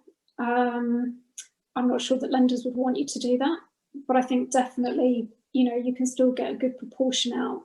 But it comes back down to kind of my first couple of slides. You've got to know your area and know what your end valuation is going to be before you even start the project, and then just make sure you buy well. Great stuff. Thank you. Okay, Mark H is just saying, what about mortgageability after leaving your day job? How did that affect things? And are you, for the HMOs, are you able to guarantee a commercial valuation? Yeah, there's two different parts to the question there. I would definitely caveat, I think that's a very good question in terms of mortgageability, and I would definitely recommend that if anybody wants to do this, that they check that with their lenders first, or their mortgage brokers. I was lucky because my husband works and he still has a salary to this day. But, you know, also you get to the point where if you are buying in limited companies and you've got enough income in the limited company, and a lot of lenders also are looking at the kind of cash flow and the profit on a monthly basis. So it is, you can do it, but definitely check that. You know, in the early days, it's definitely something that you want to look at. And I know a lot of people say, yeah, leave your job really quickly, but I would definitely say, yes, look at how mortgageable you are as well. Yeah, I think you said it already, didn't you? Patience is the key. It's long term. Yeah. long-term strategy, and it will change. Definitely. Next one up is from Clive. So what line did you cross to becoming hands-free? And the example he's using, like you're not painting, you're not cleaning, you're not hands-on in that respect. I think maybe you started remotely, right? So it's hard to be hands-on remote. Yeah, I've never done any of that. I can barely change a light bulb. So yeah, no, I don't get involved in any of my builds. I use a team to do absolutely everything, and I just project manage it. So yeah, I think again it's different comfort levels. I know some people do get involved, but obviously if you're spending a lot of time kind of doing the trades yourself, then it's taking you away from other things that you could be doing, you know, finding your next project. Again, it depends what your timing is and what goals you're trying to get to, how much cash you've got, how much you want to save. You know, a lot of people in the early days, they do like to do that. They like to understand everything. I mean, I learn everything about a build by not, but I don't actually physically do it myself. Yeah, great. Clive, I'll move on, but if you've got any follow-up questions, please just add them to the chat or speak up. I'm very happy to ask. Ket hasn't spoken up himself. He's just written the questions down. I'm gonna step in for him. First one's a very philosophical question. I love this. There's one thing you could have done differently at the very beginning. What would it have been? And then after you've answered that, I'll ask the forward, future-looking question. I think if I could have done something different at the beginning, I just would have started a lot earlier. Much as I loved the corporate world, I probably would have got out a lot earlier. I think if I'd started doing this in my 20s, you know, I was probably quite late to property. If I think about what I probably could have achieved by now, it would be great. So yeah, I think just the fact that I didn't start, apart from that, I don't think I'd really change anything. I mean, I've done lots of deals that I've messed up, I've made mistakes on.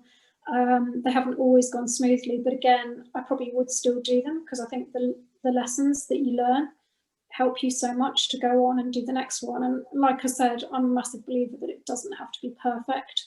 You know, as long as you can pick up the pieces and you don't make too big kind of mistakes. I think, yeah, just learn by experience. Great stuff. Okay, and then his follow-up question is looking into the future. What changes in the HMO market do you anticipate coming in the next 5 years? Good question. I think we've seen it change a lot to date. I think it will continue to professionalise. I think, you know, we're moving into, as I say, that more of that kind of co-living environment where it really is about the experience. It's not just the property. And as I touched on in my presentation, I think that's very much the way it's going to go. But I think also there will probably be a lot of people that exit the HMO market because I think it is going to get tough over the next couple of years with all the kind of tax changes and everything else that the government is bringing in. And I think, again, with Corona, empty rooms, I think you've just got to remain agile and constantly change the market. If I think about how much it's changed since I started, how much it's changed even in the last 2 years. So I think just, again, that's why I think networking is so important. Look at what's going on all over the country and stick with it.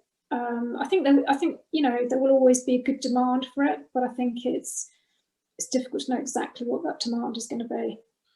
Emma, I'm gonna jump in there. I'm gonna jump the queue and ask a question. Watching from the sidelines, I think over the last couple of years in particular, the standard, the design quality has like exponentially improved. I think that's what happened. It certainly looks like it. Yeah, you are doing phenomenally designed, amazing living rooms for people to stay in. The homes are fantastic, and you know they're all over Instagram. There's loads of people now doing that. Yeah. The standard pushing so high that is it a good thing? Is it a cause for concern? Is everyone chasing the same thing? How's that playing out? I think Instagram, I think it's, you know, it's a very small segment of what's actually going on. I think we look at Instagram and I think, you know, you've got a lot of very good people on Instagram, but I think in the wider world, it's not necessarily like that. I know when I go and look at stuff, you know, there's a lot of awful kind of HMOs as well on the market, and that's what you're competing with. But it's like I said, I think it, you know, it's very area specific, and I do think it's something that you definitely need to look at. You know, I think especially in kind of slightly cheaper areas where you've got so many people flocking to buy things, then yes, you do need to kind of look at what the demand is as well. And I think the other thing is you've got to make sure that you don't spend ridiculous amounts of money. You've still got to make sure that you're providing a product that's affordable to tenants as well, and you're not pricing yourself out of the market. Great. Okay, next one up. I'm going to keep going because there's loads of questions and we're getting on for 10 o'clock now. In your experience of sui generis, have you always had to have off-street parking in order to get the planning? And if not, do you have any particular tips for getting it passed? You need to look at what the local council planning policy says on sui generis HMOs. I'm doing one in Cambridge at the moment that's sui generis. I haven't got any parking, but we've had to provide a lot of cycle parking. But in the area where that is, you don't have to have parking. So it very much depends on the locality and what their policy says. I know that there are parts of the country where they do want you to have parking, but I think also with sui generis HMOs in a lot of places, a lot of councils, if they're city central, you can prove that, you know, you can catch buses and things like that easily. They will kind of, you don't necessarily have to have the parking. But I would say on that, if it's questionable, I always work with a really good planning consultant whenever I do anything. And it's important that you understand the policy before you buy. I'm just going to jump to Clive's follow-up sui generis question. Do you think sui generis works for professionals as well as students alike, or is there any difference, is this question? Sui generis is just the planning use class. Obviously it's over 6. I've got lots of professional houses that are over 6. Comes back down to what I was talking about earlier. You need to look at the demand in the area, how many there are, and then you need to look at the space that you set up. I mean, I think if you're trying to cram, you know, 7, 8 rooms into a small house, there's not much communal space and the rooms are small, then that's probably what they won't like. And I think especially at the moment, you've got to future-proof it. I think with so many people working from home, you know, I personally will only ever provide large rooms. It's got to be enough room for kind of desk space, sofa spaces ideally. I think the more room you can provide for a tenant in their bedroom as well as social space, then you're going to future-proof your HMO. So I think, yeah, to answer the question, yeah, no. Okay, thank you. Mark H has come back with the other half of his question that I think we didn't get to. How do you secure a commercial valuation instead of a bricks and mortar? Depends on the area, but primarily it's to do with planning and or turning something that's commercial into an HMO. So to give you an example, if you just buy kind of a standard, you know, 3-bed, 4-bed terrace and convert it into an HMO, putting en suites in, even up to 6 beds, I would say these days, you're probably not going to get a commercial valuation unless you use kind of a specific lender and you agree that up front. But if you want to be totally safe about commercial valuations, it needs to be in the sui generis use class, or it needs to be a commercial building that you're converting. Cool. Thank you. Andy D's asked, would you advise against 4-bed mini HMOs? I wouldn't advise against them, but I would look at the profitability of them. I think sometimes you need that 5th bedroom to make the profit that you want. So I think run your numbers, and then I think also look at, like I say, the locality and try and map out what the demand is. I mean, I've got quite a few 4-beds and they all work well, but again, they're all in areas where I know that there's a demand. And I think actually, if there's enough demand, then 4-beds can work really well if the numbers work for you, because again, it's a good number of tenants. Cool. Okay.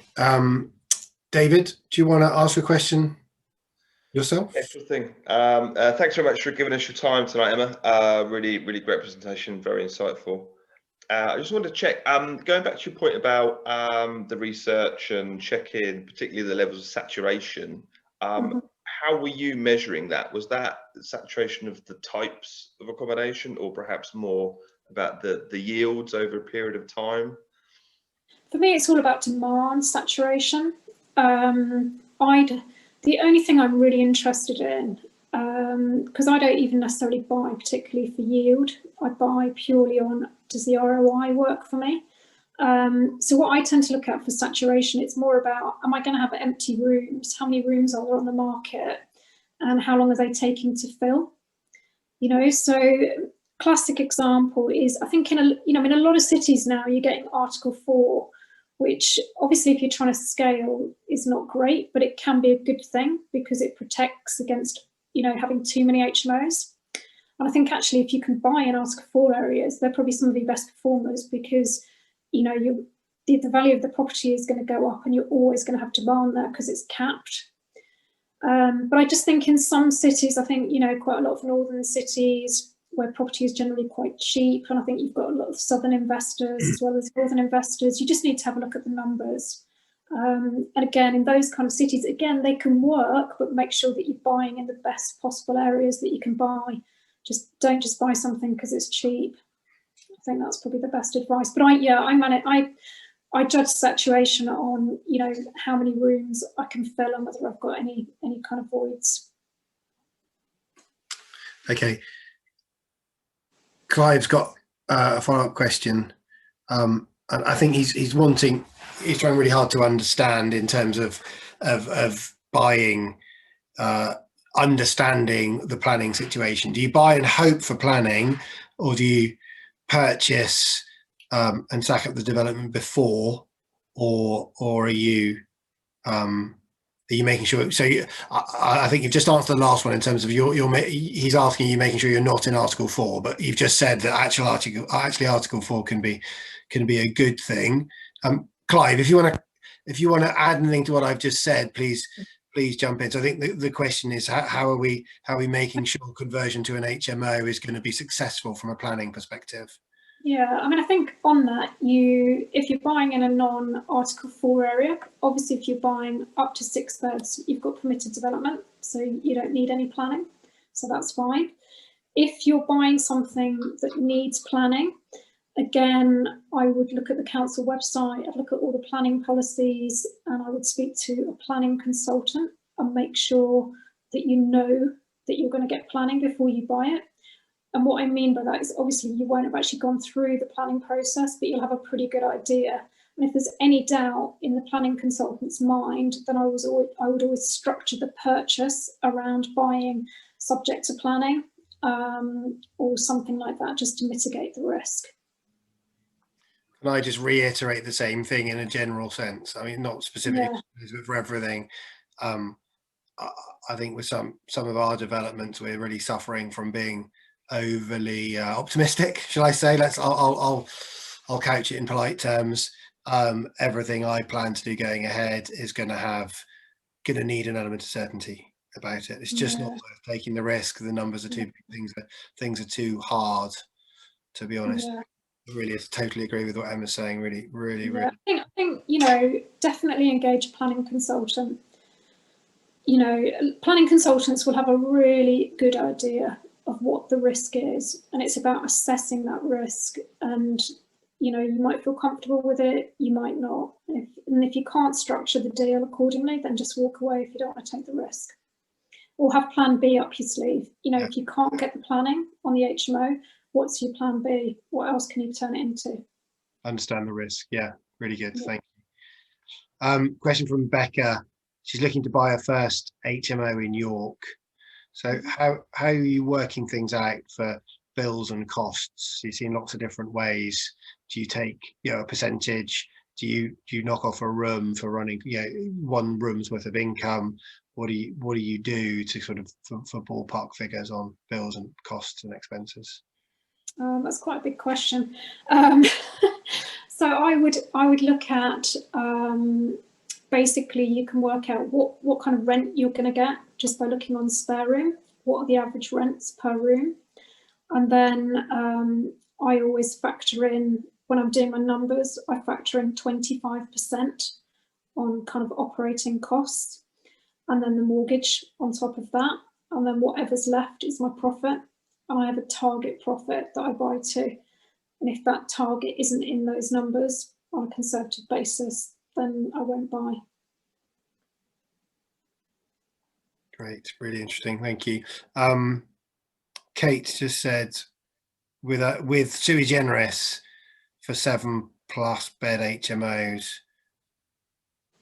in her experience, so it's more of an exercise of ticking the right boxes as long as you can meet the criteria. So maybe Kate, jump in if you can. I know you're having connectivity problems. I think she said, yeah, it's a question of understanding the council criteria. I think you said that, Emma, quite clearly. Get on the council website, understand what it is they want. It's kind of reiterating that if you can meet their criteria, then maybe you're able to reduce that uncertainty a bit. Yeah, I think the main thing is when you're looking at anything, you need to look at the council amenity standards, which is kind of the HMO amenity standards, and then you also need to look at the council planning standards. It's two kind of separate things. Okay, so both amenity and planning. Yeah, planning, and then also you need to look at building regs as well to make sure you can get all of that. And I think it's a joined up approach because they will all have differing opinions, and it's looking at all of that criteria to see whether something works. Okay, we're coming up on 2 hours now, Emma. That's been incredible. Raj got a question here. I'm going to finish on this question. I'm going to throw a cheeky extra question of my own, and then we will wish you well and say thank you very much. So, question from Raj: moving forward, do you typically enhance existing HMOs or are you creating new ones? I would say 99% of everything I've bought is completely new. It's never been an HMO. But I know that a lot of investors do buy kind of existing HMOs and then add the value. I think the challenge with that is buying them at the right price. I personally always find that if something's on the market and it's an HMO, even if it's very average, they want too much money for me to be able to do what I need to do to bring it up to my standards for the numbers to work. But, in theory, you could do either. I'm very grateful for those overpriced HMOs because every now and then I've been tempted, and thankfully I've always looked at the overpriced ones, so it's always scared me off. But yeah, okay, thank you. That's really, really good. One last extra question from Solar. Based on your 4-bed to larger ones, what is the average cost per person for the bills? What are you looking at? So my small ones are definitely a lot cheaper. They tend to run at about 8% of the rent, but I normally, on a weekly basis, I normally factor in kind of about £15 per person per head on the smaller ones. So the smaller ones, it's a smaller percentage even? Yeah, it is. Wow. Yeah. Wow, that's really interesting. Okay. Yeah. So do you have any follow-up on that? Please jump your questions in quickly if you do. I'm going to throw in my question now. Where you seem to do extremely well in the student market. You look after your students really well. You provide them with incredible quality accommodation. How are things changing with the advent of these large-scale purpose-built blocks that are either run by the universities themselves or sort of affiliated organizations? Is that changing the landscape? I personally don't think it is. I think it's a totally different market. What I find is that my follow-up to that. I know you've got loads of other cities, but I just think I think the difference is with a lot of purpose-built is they're providing something that students don't actually want. Students want to live in houses together with their mates. And I think, again, comes back down to what we were talking about earlier as well, service. I think quite often in the big blocks, they don't get the service that they want. they pay a lot of rents, they're not as affordable, and they're not always getting everything that they want. So I think if you can provide a home, like I say, we're targeting more kind of second and third years. I think a lot of the international students like to live in the purpose-built blocks, but I think a lot of kind of homegrown students still very much like to live in kind of traditional houses. So I'm not too worried about that market, to be honest. Good, excellent. Thank you, guys. If there's any last cheeky questions, please throw them in. Otherwise, I'll start with my summing up. Emma, thank you very much. That was really interesting. You can tell from the range of questions, the depth of the questions, that it was really insightful. And even 2 hours plus in, people are still throwing in questions. David, just because I asked, he's thrown an extra last one in. Very briefly, please, Emma. Where do you spend the rest of your year when you're traveling, when you're not in the country? I spend a lot of time in Spain normally, playing golf. Brilliant. Yeah. Great stuff. Guys, I would, if you're doing HMOs, if you're interested in HMOs, reach out to Emma. Instagram, Facebook, yeah, she'll connect with you in all sorts of different ways. She is just starting to offer coaching or mentoring. I don't think I could recommend it highly enough. Please take advantage of all of the mistakes she's made, and look how much she's prepared to offer. Fantastic. Thank you so much, Emma. That was really good. Guys, this is the last property meetup, I think the last one for the year. The way we time these towards the end of the month, I think we're going to struggle to fit a December meeting in with Christmas and the New Year. I have toyed with the idea of trying to squeeze something in, and I am open to suggestions, but I think as a sort of takeaway, I will wish you all the best. Andy said bah humbug. Andy, I would love to, if there's enough people, then I'm very happy to try and put something in place for December. Ordinarily, it would be more of a drink, a sort of Christmas drink type meetup, which is hard to do over Zoom. So all things being equal, I wish you all the best for this incredibly tricky year. I know I've been through the ringer, and I think a lot of us have. I think we can only hope for bigger and better things next year. Trump is on the way out. The vaccines are coming. Boris is positive. What more could we ask for? So well done, everybody, for getting through this year. Thank you very much for all of your help and support. I'm so happy, Emma. Thank you for getting us to back to 50 for our last one of the year. Have a great Christmas and New Year, everybody. And please stay tight on the website, and I will give you lots of warning for the next meeting in January. Thank you very much, guys. Thank you. Goodbye.